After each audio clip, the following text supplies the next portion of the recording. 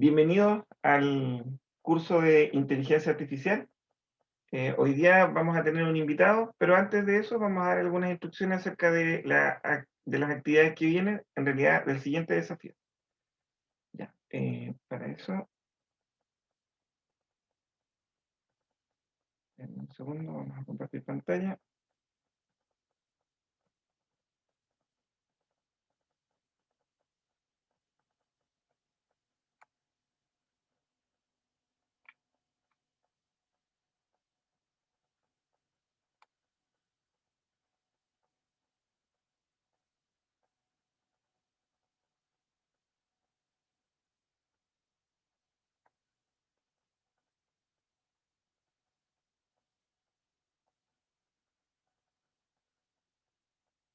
Ya, aquí está.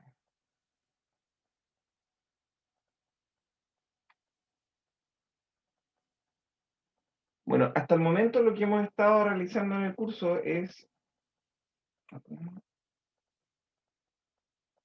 implementar nuestra inteligencia artificial empleando Deep Learning.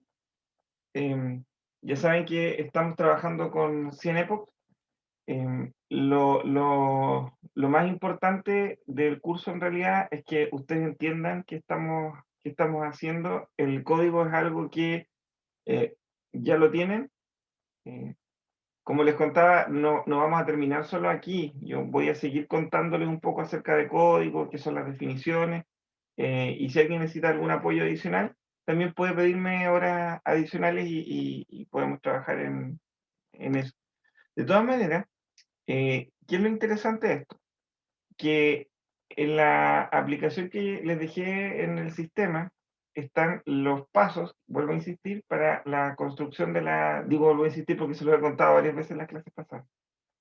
La construcción de la inteligencia artificial, que tiene como elementos primero la configuración del entorno, acá está, tiene como segundo elemento la creación del cerebro de nuestra red, acá está, que en este caso nosotros utilizamos primero una capa, la capa de entrada que tiene tres elementos, luego una capa, una primera capa oculta 64, una siguiente capa oculta 64. A estas dos capas, como función de activación empleamos la función sigmoid, y una capa de salida en la que utilizamos la función de activación softmax. Y en la clase pasada agregamos este dropout, que en realidad se acuerdan que era para evitar que las redes neuronales se produjera el tema de que la sobreentrenáramos, el overfitting. Entonces, ¿qué ocurría con eso? Que nosotros aleatoriamente decíamos, ¿saben qué? Para esta capa intermedia vamos a desactivar 10% de las neuronas de forma aleatoria. Eso hace esta función del robot. Este comando array y acá el X de esta capa. Simple. Hasta ahí es importante esto. ¿Por qué esto es importante? Porque para los que no han venido a clase y tengan que ver el video de nuevo, y para los que vienen hoy día, esto se lo voy a preguntar. O sea, a mí me interesa que entiendan esto. Este código, ese que está ahí. Entonces, me van a explicar más o menos lo que yo les expliqué ahora, y con eso estamos en una parte importante, el concepto. Ahora, ¿qué otras cosas son importantes? ¿Qué cosa es la función sigmoidea? ¿Y por qué utilizamos la función softmax? También son relevantes. Ya. Y también lo vimos en las clases previas, así que pueden revisar los videos. Luego de eso, creamos la red neuronal profunda, y acá ya la implementamos. Eh, Luego la entrenamos, y esto toma bastante tiempo. De esas cosas vamos a hablar hoy día también. Les cuento que yo ya tengo varios epochs construidos para ustedes. Entonces, ¿de qué se va a tratar? Bueno, ahí viene la historia. Y esto, bueno, acá hay ejemplos de lo que generamos como salida: 10, 11, 12, 13. Cómo nos iba yendo, bien, a veces muy mal. Esto lo voy a borrar. Em, Disculpen, hasta aquí. Hasta aquí tenemos el entrenamiento. Todo nuestro epoch. Perfecto. Luego del entrenamiento, nosotros aplicamos un modelo de testeo. Y el modelo de testeo, en ese modelo de testeo, solo vamos a requerir cargar el entorno. Por lo tanto, una vez que ustedes, por ejemplo, crean su red neuronal y graban su modelo, ya no es necesario correr todo el algoritmo. Ahora se simplifica el problema. Y aquí es lo que quiero que coloquen atención, porque esto es lo que les voy a pedir para la próxima semana. se lo estoy adelantando, el día lunes les doy formalmente la solicitud, pero esto es lo que vamos a hacer. Yo les voy a pasar un modelo, ese modelo ustedes lo van a cargar y van a ver cómo se comporta. Entonces, cuando haya que ejecutar esto, cuando tengan que ejecutar esto, ustedes acá como instrucción dicen que solo requieren cargar el entorno. Por lo tanto, lo vamos a hacer ahora.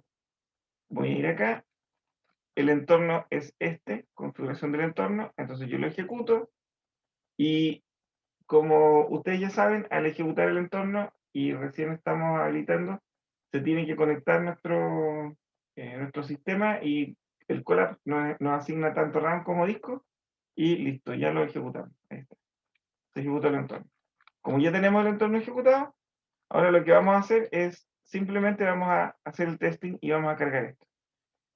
El tema es que necesitamos el modelo. Entonces, el modelo, bueno, yo les creé algunos modelos. Acá tengo algunos. Acá tengo uno con 7 épocas. 7 épocas, ¿cierto? Ya lo dejo acá. Le estoy creando con varias épocas para que puedan probar, si que fuese necesario. Todavía ustedes no saben si se los pido o no. Entonces, por ejemplo, acá tengo mi modelo. Ya, el modelo se llama así, en realidad se va a llamar así nomás. Ahí, model, listo. Este es el modelo. ¿Y qué vamos a hacer acá? El modelo lo tienen que cargar. Lo vamos a cargar en una memoria temporal del sistema y esto lo hacen acá. Se van a archivos. Esto queda disponible acá. Ustedes van acá arribita, cargar archivos para almacenamiento en la sesión. Va a ser todo más sencillo. Van a tomar su modelo, lo van a cargar y nos indica que cuando se acabe la sesión se van a borrar los archivos, pero no importa, así es para hacer pruebas simplemente. Ya, y ya cargamos el modelo. Listo, lo tenemos en el sistema. Entonces ahora, por ejemplo, lo que tenemos acá es solamente lo que necesitamos para hacer el testeo, porque lo demás lo usamos para el entrenamiento. Por lo tanto, vamos a necesitar algunas variables, vamos a necesitar cargar la función loadModel de quieras para cargar el modelo. Si esto lo tienen que hacer en su computadora local, bueno, esas son otras instrucciones adicionales y ahí se las puedo entregar también. Luego, lo que hacemos es definimos una variable de semilla que es un valor aleatorio que es genérico para todos, para que nos den resultados parecidos. Esto podría no ir, pero lo vamos a usar igual. Después se los voy a volver a explicar, así que tampoco es problema. El número de acciones, 5, ciertas condiciones de borde, el paso de la temperatura, los valores iniciales de temperatura, los valores finales, el mes inicial. Nosotros partimos con 0, pero podríamos partir en el mes 4, pues no hay ningún problema. Y solamente recuerden que eso es para poder elegir la temperatura media de nuestros cálculos. Vamos a dejar el 0. Y luego la carga del modelo, y acá lo cargamos. Model load, model.h5, que es el que tenemos justamente aquí. Perfecto. Ya, una vez que cargamos el modelo, nosotros definimos la cantidad de observaciones. En este caso, por ejemplo, dejamos 12 por 30 por 60 minutos, 24 por día, 30 días por 12 meses. Ejecutamos el modelo por un año. Yo lo simplifiqué un poco y lo vamos a ejecutar por 24 horas. Lo ejecutamos solamente un día. Es muy probable que los datos no sean muy buenos y eso, pero por ahora es eso. Y la idea es que lo vamos a ejecutar para testear por un mes, por 6 meses, por un año, y ahí vamos a ver cómo nos va con nuestro rendimiento para ver si pudimos ahorrar energía. En este caso, vuelvo a contar, 60 en minutos, 24 son las horas del día, 30 en los días del mes, 12 los meses del año. Entonces, esa es nuestra aproximación. Y bueno, yo acá lo hice por un día solamente para que ustedes lo puedan ver. Y luego lo ejecutamos. Y ahora lo que estamos haciendo es que estamos ejecutando el modelo. Ya. Eso lo vamos a dejar corriendo un momento porque como todo igual toma su tiempo. Y hasta ahí más o menos eso. Entonces, ¿de qué se trata el siguiente desafío? Es que ustedes van a ocupar todo lo que hemos hecho van a ejecutar el modelo y van a hacer algunas validaciones de cómo se comporta, de cuál es el rendimiento.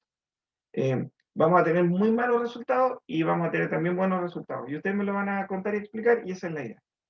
El código va a ser de usted, es de ustedes ya. La idea es que lo puedan entender y ocupar después. Y creo que con esto estaríamos más o menos bien con una red neuronal que es bastante más compleja de lo tradicional. Y eso lo vamos a ver también con lo que venga hoy día a continuación. El día lunes es muy importante, así que cuéntenle a sus compañeros que, bueno, ahí que terminó de correr y este fue muy malo. O sea, si se dan cuenta, terminamos de correr y la energía que ahorramos, en realidad gastamos más energía de la que utilizaríamos sin la inteligencia artificial. Y ahí está. Listo, y corremos. En un día no era suficiente el ahorro y nuestra red neuronal con 7 epochs parece que no fue suficiente el entrenamiento. Eso. Si el resultado no fue el que queríamos, bueno, es porque algo nos falta. Eh, Principalmente porque la sugerencia va a ser 100 epochs para este caso. Quizás sobreentrenamos la red o nos faltó. Bueno, esos son temas que ustedes van a tener que, el lunes lo vamos a comentar porque es lo que les voy a pedir también para la siguiente evaluación. Les comento que el modelo de Thomson, que es el que estaba en el programa para la tercera unidad, lo vamos a hacer en la que sigue, porque es relativamente más simple de implementar, pero muy potente. Y ahí vamos a emplear algunas técnicas para completar las competencias del curso. Ya, creo que terminé esta parte. Dejo de compartir. Ya.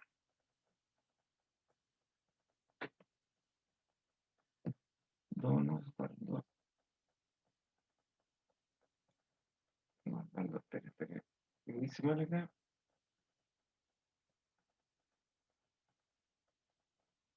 Don Osvaldo está por ahí. Sí, aquí estoy, profe. Que no lo pillo en la lista de día.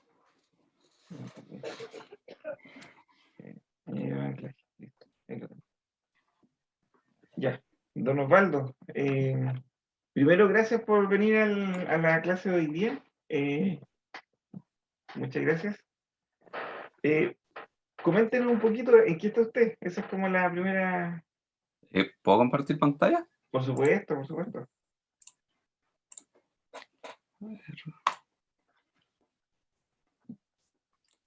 Bueno, con el profe Vidal estamos trabajando en mi tesis, que es un poco de inteligencia artificial. Yo no soy ningún experto en realidad, pero igual la idea es poder compartirles más o menos de qué se trata el tema. Y se titula Método de estimación de la condición estructural del pavimento a partir de su estado funcional con algoritmos de Machine Learning. Y de partida ya esto suena medio a ingeniería en obras civiles o cualquier otra cosa menos industrial, pero aún así es parte de nuestra área desde el enfoque de datos. ¿Vale? Ahí sí. Bueno, y el problema un poco. Durante los últimos años se ha hecho evidente que la conservación de las carreteras es importante para el desarrollo económico de cualquier país. Y por lo tanto se requiere recolectar información constantemente para poder alimentar este sistema de gestión de mantenimiento de carreteras. En ese sentido, los datos más importantes de recolectar se recolectan mediante una inspección visual que observa algunas características, evidentemente que se observan en la superficie fácilmente, y otras pruebas de capacidad estructural. El problema en Chile es que no tenemos el equipo para medir para medir la capacidad estructural, que es el Falling Weight Deflectometer.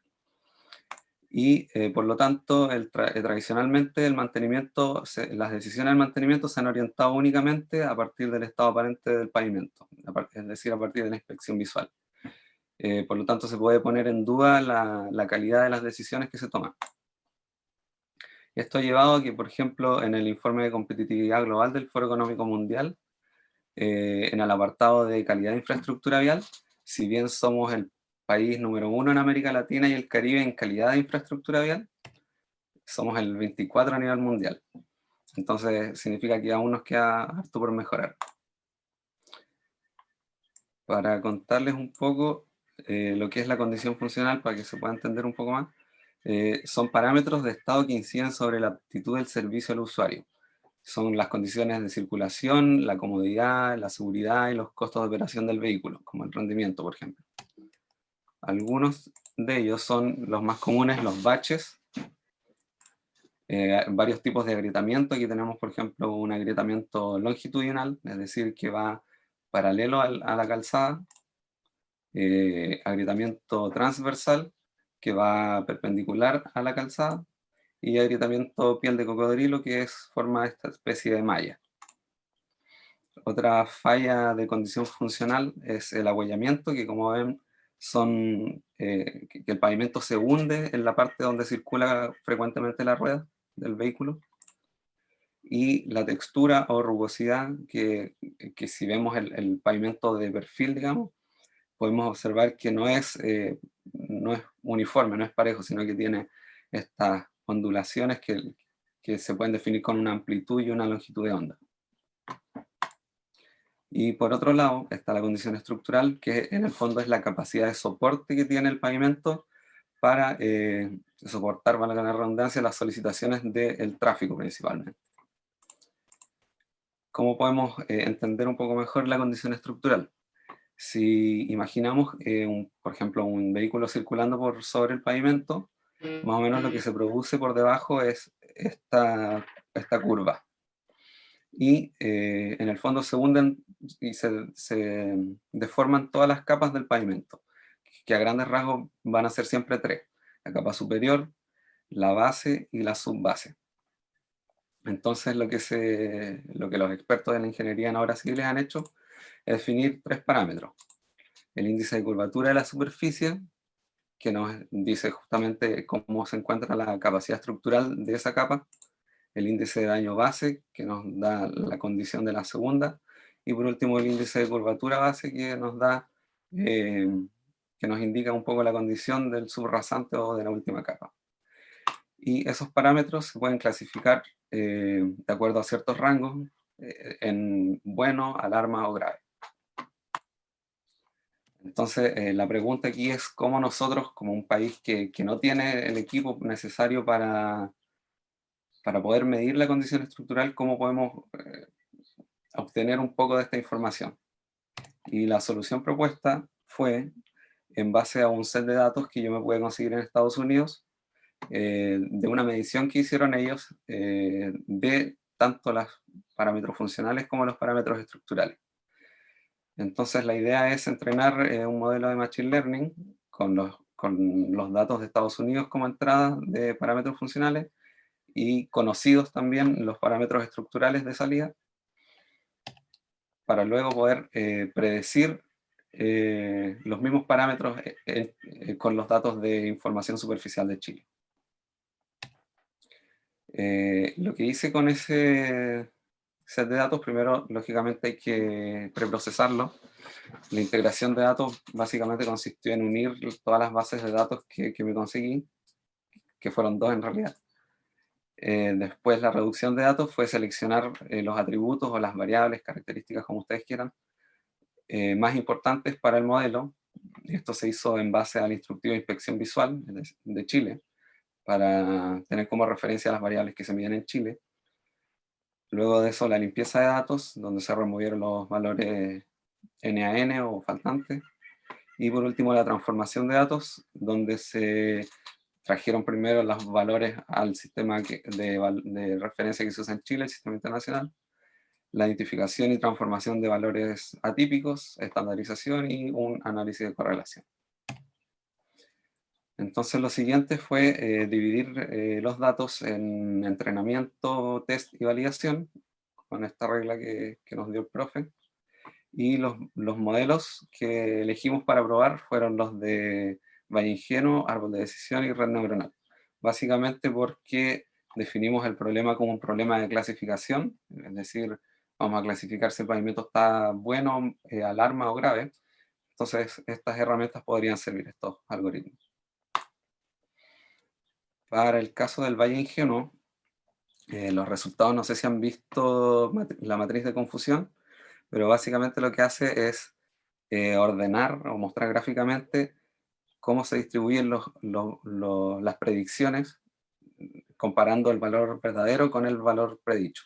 Entonces, en este caso, el 0 caracteriza o significa una condición buena, el 1 es alarma y el 2 es grave. Entonces podemos ver que los valores correctos son los que están en la diagonal y en general las matrices están todas sesgadas como hacia el 0. Eso significa que la gran mayoría de los datos eran buenos, que la carretera estaba buena. Y con relación a las métricas de precisión, el Accuracy Score, vemos que en realidad es razonablemente bueno, 80%, 70% aquí, y en el último incluso un 95%, pero si nos vamos al F1 Score, que es un poco más preciso, un poco más real, digamos, porque considera los falsos positivos y los falsos negativos, es decir, todos los valores que están fuera de esta diagonal, la precisión no es tan buena. Tenemos 40% e incluso un 38% en el último parámetro de capacidad estructural. Entonces probamos con otro método, que es el de árboles de decisión. Y aquí, primero, antes de correr el análisis, de entrenar el modelo, teníamos que definir cuál era el criterio de impureza que íbamos a utilizar, que podía ser Gini o entropía, y la profundidad del árbol. Entonces, este análisis preliminar nos permite observar que la precisión fue más o menos buena hasta una profundidad 10, y que de ahí en adelante el modelo se sobreentrena, se sobreajusta y por lo tanto empezamos a perder precisión.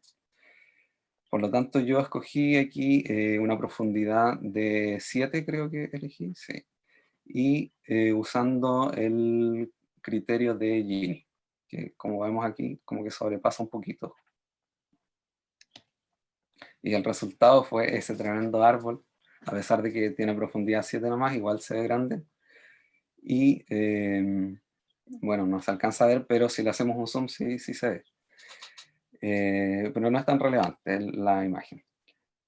Sí es las matrices de confusiones y las métricas de precisión de nuevo. En este caso, el Accuracy Score mejoró en relación al valle ingenuo, alcanzamos 85%, 86%.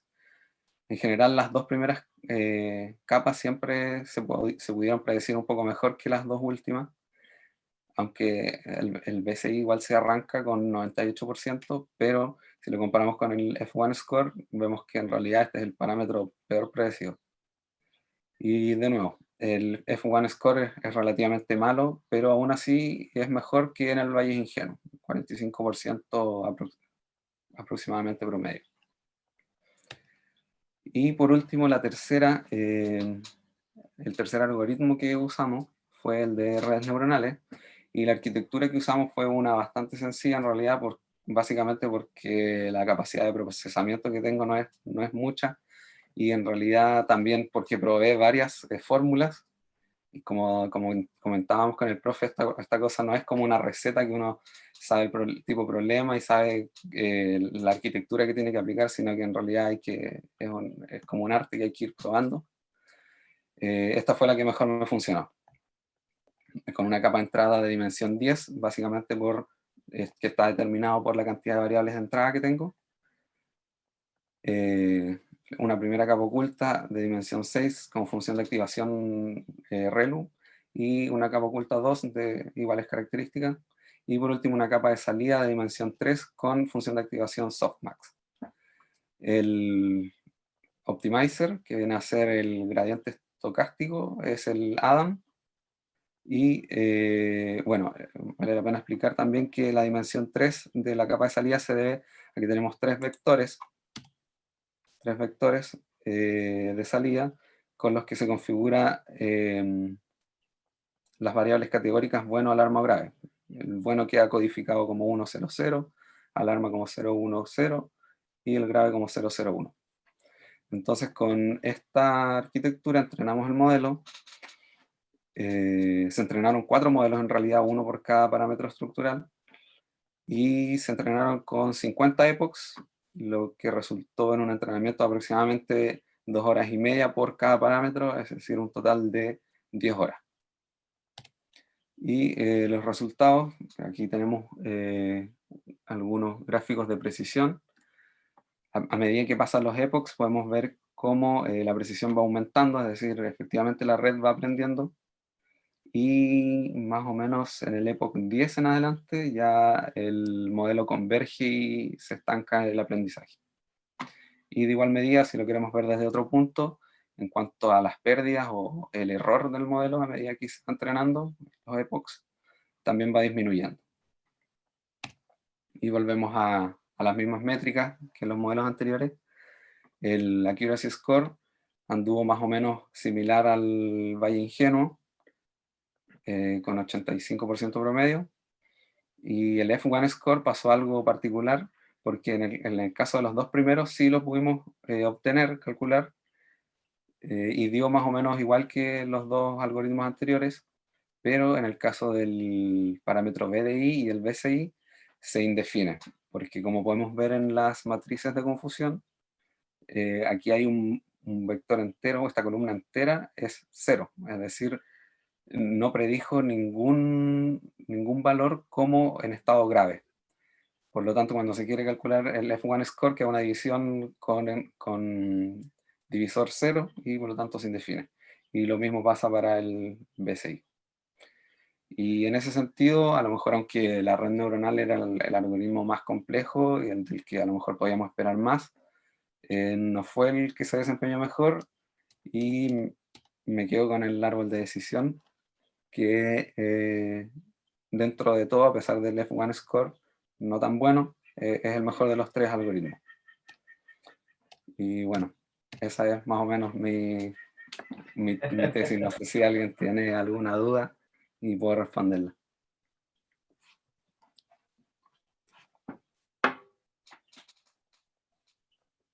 Ya nos van súper bien. Si quiere, deje compartir pantalla para que compañeros nos puedan ver.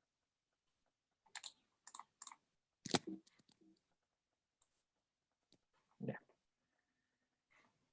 Bueno, estimado alumno, ¿alguna consulta? La pueden hacer en vivo si quieren o por chat, tampoco es problema.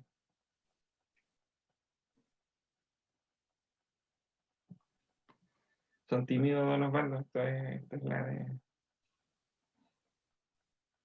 Bueno, solamente el comentario acá dice crack Osvaldo, pero eso fue antes. Buenas paredes. Oiga, yo le voy a hacer unas preguntas, mira, no, aquí. Pregunta, ¿qué mide el F1 Score y por qué es tan diferente? Ya, esa es una buena pregunta.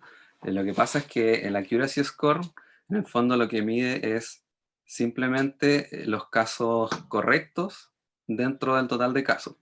Es decir, si por ejemplo eran 100 predicciones y 80 fueron correctas, el Accuracy Score va a ser 80%. Sin embargo, a ver, voy a volver a compartir pantalla. El F1 Score, por ejemplo, aquí considera también lo que se llaman, como les contaba, los falsos positivos y los falsos negativos.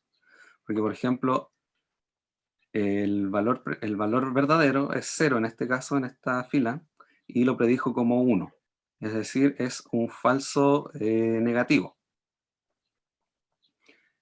Y en este caso, si lo vemos desde el otro lado, el valor verdadero era 0 y predijo 1. Eso sería un falso positivo. Entonces, lo que hace el F1 Score es, en vez de dividir solo por los verdaderos positivos sobre el total, los divide sobre los falsos positivos más los verdaderos positivos. Y por eso es que el denominador es más grande y el F1 Score es más chico. Eso es básicamente. Pero en general es una métrica más real, por lo que les contaba, porque considera también el efecto de los falsos positivos y de los falsos negativos. Solo un detalle, Sí, dependiendo del contexto, porque siempre el contexto es importante. podría ocurrir que a ustedes no les interese, por ejemplo, un falso positivo, falso negativo, sino solamente el acierto. Entonces, si ustedes solamente están buscando acertar, por cualquier tipo, es que aquí la imaginación es lo único que tiene límite en este tema. Entonces, ustedes dependiendo de eso, podrían utilizar uno u otro indicador de precisión del modelo. Incluso podrían hasta utilizar otros, porque el F1 Score no es el único. O sea, ustedes, por ejemplo, lo más importante para ustedes, entonces, es que imaginen no quieren detectar falsos positivos. ¿Qué es un falso positivo? En la realidad, ustedes se van a hacer un examen y les dicen que tienen cáncer. Detectaron cáncer y nunca tuvieron cáncer. Entonces es mucho más grave, es muy grave eso porque genera un impacto muy grande. Así que ustedes quieren un modelo que no, que cuando, o sea, que le dé muy alto puntaje a eso para evitar de que ocurra. Entonces, siempre el indicador de precisión se determina en función del contexto en el que están realizando su análisis. En este caso, en general, el F1 Score siempre es bueno, ¿eh? Generalmente siempre es bueno. Se recomienda mucho para usar. Bueno, creo que no me expliqué bien, pero por ejemplo, volviendo al caso del cáncer, en este caso, si lo aplicamos a las carreteras, sería que, por ejemplo, aquí dijo que estaba bueno, que estaba en alarma, perdón, y en realidad estaba bueno. Entonces, eso es un falso negativo. Y por el otro lado, aquí estaba, suponiendo que estaba grave, pero dijo que estaba bueno. Entonces, eso es un falso positivo. No importa, no se preocupe, si está súper igual, no hay problema. Oiga, yo le quiero hacer una pregunta. ¿Y usted cómo llegó a esta idea? ¿De dónde vienen estos datos? ¿Por qué estamos viendo carreteras? ¿Qué le pasó en su vida para Eh, llegar a esto? No, pero es que me va a hacer cachiporrearme, po, profe. No, pero le estoy preguntando mi curiosidad. No, lo que pasa es que, bueno, como salió igual, algunos saben, estuve en Estados Unidos en un instituto de transporte de la Universidad de Virginia Tech y ellos estaban trabajando en esto. Que, bueno, en realidad yo cuando postulé a la beca comenté mi interés en trabajar en análisis de datos. Y cuando me mandaron al instituto de transporte quedé como un poco marcando ocupado porque no, como que no, yo pensaba que no calzaba mucho, no tenía mucho que ver el tema, que era más bien relacionado con las obras civiles. Pero ahí cuando conocí a mi profesora ya, él me contó un poco el tema y me decía que en Estados Unidos estaban implementando una nueva tecnología que permitía medir todas estas características casi en tiempo real porque se mide con un camión que circula a velocidad de tráfico, entonces recolecta datos muy rápidamente y por lo tanto se generan grandes volúmenes de datos también. Y por eso que me enviaron allá con ellos, de acuerdo a mi interés. Eso. Y ahí me conseguí los datos para la tesis. Que, o sea, que en realidad son un muy buen aporte para el país, en realidad, porque gracias a esa información que no tenemos en Chile, don Osvaldo está haciendo una contribución muy real, que es una primera aproximación, obviamente hay mejoras y todo, pero imaginen ahora que una máquina captura datos que no tenemos en el país, de carreteras que son más o menos similares, no son exactamente iguales, pero ahora con una aproximación y con métodos de analítica de datos, podemos indicar con mayor precisión cuál es el estado de una carretera. O sea, Claro. igual es un aporte bien potente. Y más que la precisión del modelo en este caso, lo que me interesaba es proponer la metodología, que a lo mejor hay otra forma de conocer la capacidad estructural del pavimento sin tener el equipo. Aunque a lo mejor no va a ser tan preciso como el equipo en sí y no lo va a reemplazar, sí nos permite más o menos tener una noción de cómo está. Y respecto a los datos también se podría mejorar porque se podría usar el equipo que sí tenemos, que es el único que hay en Chile, pero no alcanza para todo el país obviamente. Se podrían recolectar datos acá y entrenar el modelo con datos de acá también, que a lo mejor resultarían en mejor precisión. ¿Alguna otra consulta, estimado? Estimados alumnos y alumnas.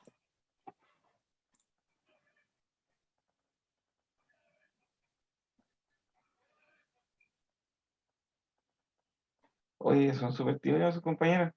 Eh, don Osvaldo, usted cuando, ay, ¿qué dice? Que nos invite para ver su defensa. Así, Va a la tener- Presi tiene el asiento reservado ya. Oiga, le hago una consulta. Si usted, por ejemplo, ¿qué, qué utilizó para programar la red neuronal? ¿Qué librería? Keras y TensorFlow, igual que ustedes. Sí, eso lo habíamos ensayado ayer. Oiga, y si yo le hiciera una pregunta, porque esta pregunta que le voy a hacer a su compañero es una pregunta de tesis, más o menos. Y también es una pregunta para ustedes, porque acuérdense que todavía no les di el desafío, le estoy dando puras pistas. Así que si vienen a clase y ven los videos, tienen su trabajo listo. No es más esfuerzo que eso. Em, si, si yo le dijera que antiguamente, cuando yo era más joven, y tenía que programar redes neuronales, porque esto tiene su tiempo, ¿cierto que tiene su tiempo, cierto? Sí. Sí. De hecho, como anécdota, no sé si sirve, estuve antes de llegar a estos resultados y como les dije que había entrenado varias veces, eh, la primera vez entrené la red 4 horas cada parámetro, es decir, fueron 16 horas en total. Y al final me salieron todas indefinidas el F1 score, así que fue una pérdida de tiempo, 16 horas. El computador el quedó ahí sonando y hirviendo. Sí. Oigan, y la red de sus compañeros tiene 64 y 32 capas. O sea, sí se ¿Y dio esa dónde cuenta. la van a correr, profe? No, yo la estoy corriendo para ellos, pero día. Y bueno, les quiero contar algo que me pasó ayer. Se cortó la luz en mi casa. Domingo, lunes, martes, miércoles. 4 días se fueron. Entonces, por eso les estoy grabando Epoch con iteraciones. Así que si se corta, vamos a tener 10, 15, 20. Tenemos que llegar a 100. Sí. Pero eso es mi pega para ustedes, estimados alumnos, y se los dejo listo para que lo usen. Eh, bueno, lo que les contaba, y es muy real, ¿cierto, don Osvaldo? Que el procesamiento es el caro en este tema. ¿No? Hay que tener máquinas que en realidad son. La pega es fuerte. Mientras más Eh, compleja la red. de hecho, yo tengo un compañero que fue compañero mío en el liceo y él está haciendo el máster ya, está en la Santa María, él estudia obras civiles y se metió también con el tema del análisis de datos, machine learning, y su tesis trata sobre reconocimiento de imágenes satelitales de las olas que llegan a Valparaíso. Entonces lo que ellos están tratando es encontrar patrones y poder predecir un poco el comportamiento de las olas. Y bueno, él obviamente yo encuentro que él es de otro mundo su cabeza porque es otro nivel lo que hace. Entonces el código es harto más complejo y tiene que recurrir justamente a comprar o arrendar, no sé cuál será el término adecuado, cómputo online. Y es bien caro porque conversaba con él y bueno, él tenía que correr su algoritmo 23 y tantos días. Y eso le salía aproximadamente 1.800.000 pesos. Así que Bueno, y optó por otra pero opción. les quiero contar una súper buena noticia. Un colega acaba de ingeniería civil en informática, se acaba de adjudicar una máquina de supercómputo que vamos a tener en la facultad. Y está disponible para investigación. Así que va a estar ahí, la están instalando, llegaron los equipos y vamos a tener una en la universidad. Que en estos casos, ahora, son súper útiles, porque en realidad cuando uno hace modelos más complejos, el tiempo de consumo de cómputo es muy, muy alto. Ese es como el tips. Oiga, no, pero la pregunta que le iba a hacer, que era pregunta tipo de examen de grado, prueba y todo, em, De las que están ensayadas, por favor. de las que están ensayadas, sí. Oiga, bueno, Yo, yo le preguntaba qué modelo había usado, usted me dijo quieras. Estimado ujú. alumno, aun cuando no aparece la palabra TensorFlow, es que los chicos solamente, la idea de ellos es entender la lógica y después ver el código. Quieras requiere TensorFlow para ciertas operaciones, así que también es otra librería que se carga. Quieras y TensorFlow, hoy día uno puede decir que son las herramientas que están liderando un poco el desarrollo de estas tecnologías, principalmente en Python, por su facilidad de uso, porque si se dieron cuenta, crear un cerebro de una red neuronal es casi, o sea, no es que sea fácil, nunca es fácil, pero es mucho más simple y mucho más intuitivo. Eso le da un montón de facilidad al tema de desarrollar sus problemas. Pero también hay algunos problemas con usar TensorFlow y Keras. ¿Cuál podría ser? Sí, principalmente que uno queda restringido a que las neuronas de una misma capa tengan todas la misma función de activación. Y eso no obedece a la realidad, porque en la realidad, como conversábamos ayer, cada neurona puede tener su función de activación diferente. En este caso quedamos restringidos a que la segunda capa, si le indico que la función de activación, por ejemplo, fue como en mi caso ReLU, todas las neuronas de esa capa van a tener la misma función de activación. Ya. Esa es una muy buena respuesta, una respuesta digna de un ingeniero acá de la universidad. Ya, obviamente que no necesariamente siempre es así, estimado alumno, es simplemente un análisis de lo que estamos usando ahora.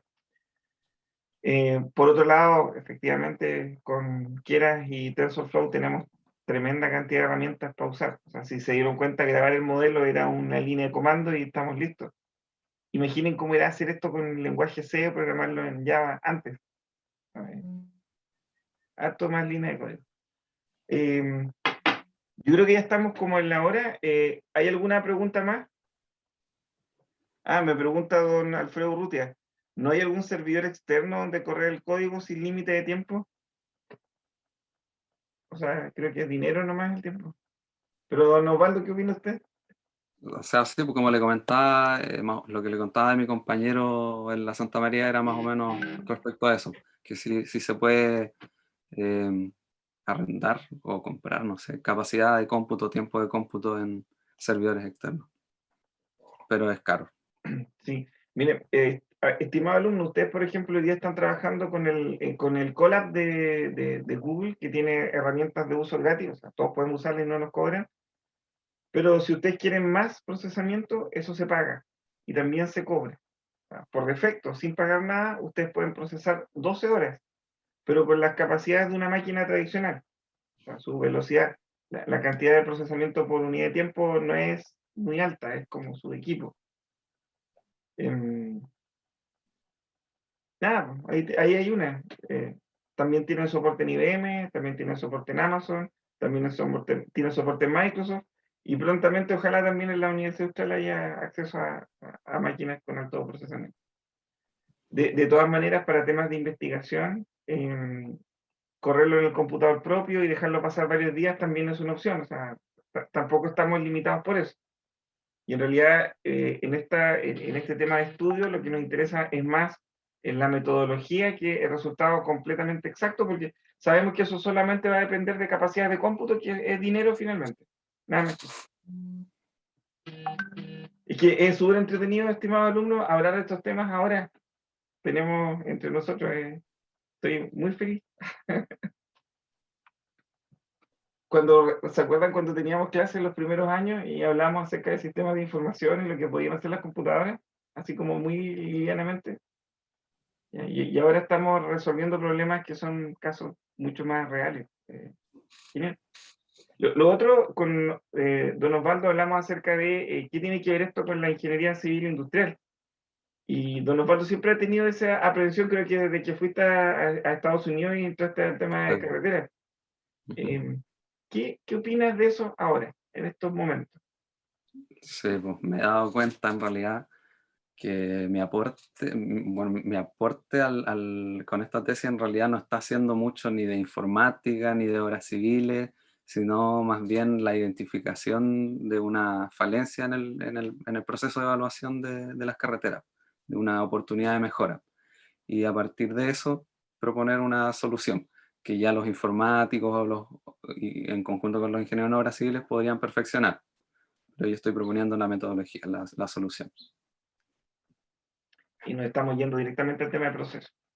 Entonces, es simplemente, estimado alumno, para contarles que, que la Claro, oportunidad porque, está dentro de la... perdón, profe, Dele porque la nomás. idea el cierre como de la tesis justamente es un DSS, un sistema de apoyo a las decisiones. En el fondo, que lo que haría es que uno podría entregarle una base de datos de inspección visual y con el aprendizaje que ya tiene el modelo, predecir y orientar las decisiones de la persona que está a cargo. Bueno, y simplemente como para cerrar un poco, nosotros conversamos bastante con Osvaldo acerca del análisis de datos y de la historia misma que cuentan los datos. Yo le digo relato al concepto. Em, ¿Qué importancia tiene eso cuando haces su análisis? El relato del dato. Es quizás más importante que el dato en sí mismo. Por ejemplo, me pasó que habían algunas variables que estaban, por ejemplo, muy correlacionadas, algo súper lógico si consideramos, por ejemplo, que se mide el ahuellamiento de la rueda izquierda y el ahuellamiento de la rueda derecha. Y como es lógico suponer, esas dos variables iban a estar muy correlacionadas. Podríamos haber buscado alguna técnica, la más sencilla, el promedio, para reducir el número de variables. Sin embargo, tuvimos que conservar las dos porque el relato dice que en el manual de carreteras y en el instructivo de inspección visual, el ahuellamiento se mide tanto en la rueda izquierda como en la rueda derecha. Y en realidad ese es el expertise que no es nuestro, que es el expertise de la gente que trabaja en terreno y que por alguna razón, porque ellos tienen el expertise, se miden las dos, ¿cierto? Claro. Bueno, entonces, Bueno, de hecho se hace automático. La inspección visual automatizada mide izquierda y derecha. ya. Bueno, viéndonos, Osvaldo, mire, así como vamos, probablemente pueda aprobar su trabajo de título, pero Probablemente no, pero estoy esperaba superando el más ánimo. seguridad. No, vamos súper bien, súper bien. Y bueno, estimado alumno, ¿qué pregunta acá, María Fernanda? Pero si los datos son de Estados Unidos, ¿cómo pueden compararse con los datos de acá? ¿Se miden de la misma forma? ¿Onda los parámetros tienen las mismas unidades de medida de valores? No tienen las mismas unidades y por lo tanto eso es lo que les comentaba en la transformación de datos, que hubo que traer las unidades del sistema anglosajón que usan allá al sistema internacional que usamos nosotros. Aunque hay parámetros como el IRI, que es el de rugosidad, que sí se mide en la misma unidad, porque es el International Roughness Index, es el mismo. Mire, le voy a contar una analogía nomás cortita para que se entienda un poco por qué se puede hacer eso, o sea, por qué se pueden tomar datos de Estados Unidos y después jugar con carreteras en Chile. Con otro caso, hay algunos casos bien interesantes de aplicación de inteligencia artificial. IBM lo mostró hace bastante, bueno, me tocó hacer un estudio en realidad y cuando estábamos en el estudio revisamos el caso de IBM, en el que IBM apoyó la lectura de muchos electrocardiogramas. O sea, se cargaron electrocardiogramas en una máquina, muchos electrocardiogramas en una red neuronal, y lo que se determinó con la carga de muchos electrocardiogramas de pacientes diversos, de muchos pacientes de otros lados, no son chilenos, es que se encontraron que quienes tenían problemas cardíacos tenían un cierto comportamiento en su frecuencia. Entonces, ¿qué es lo que se hizo con eso? Se detectaron patrones, así como los mismos patrones que se detectaron en la carretera. ¿Y ahora qué ocurre? Que si yo le cargo a esa red, o sea, al producto de esa red, mi electrocardiograma lo va a comparar con los patrones que aprendió de otros que tenían problemas cardíacos y me va a poder decir si yo tengo un problema cardíaco o no lo tengo. Pero si se dan cuenta, estoy midiendo a otras personas, no a mí. Esa es la misma idea de la carretera. Entonces, ¿qué ocurre? Que don Osvaldo tenía datos de medidas de otras carreteras. Las carreteras tienen una estructura constructiva similar, no es que sean tan distintas. Sí, no somos un país que no esté desarrollado, esa es una de los Claro. atributos. Y al estar clasificados bien en Latinoamérica significa que hacemos las cosas bien. Los ingenieros en Chile son muy buenos, eso créanselo y es real, somos súper buenos. Entonces, como tenemos esa percepción previa, nosotros podemos decir, claro, podemos compararnos, obviamente no tenemos las mismas tecnologías. Y como no tenemos esas tecnologías, la pasantía de don Osvaldo en Estados Unidos Ayudó mucho para conseguir esos datos. Y ahora eso lo estamos probando con la red neuronal. Esa es como la explicación. Ah, ya, doña María Fernanda dice gracias. Pero la explicación suya, no la mía. La suya. Ya, creo que estamos, don Osvaldo, se pasó. Estamos listos, sí, le falta simplemente empastar la tesis y sacar la impresión. Listo, despídanse de su compañero y todos que estén muy bien. El lunes, muy importante el lunes, traten de llegar a clase para las consultas. Dejo de grabar. Nos vemos. Chau.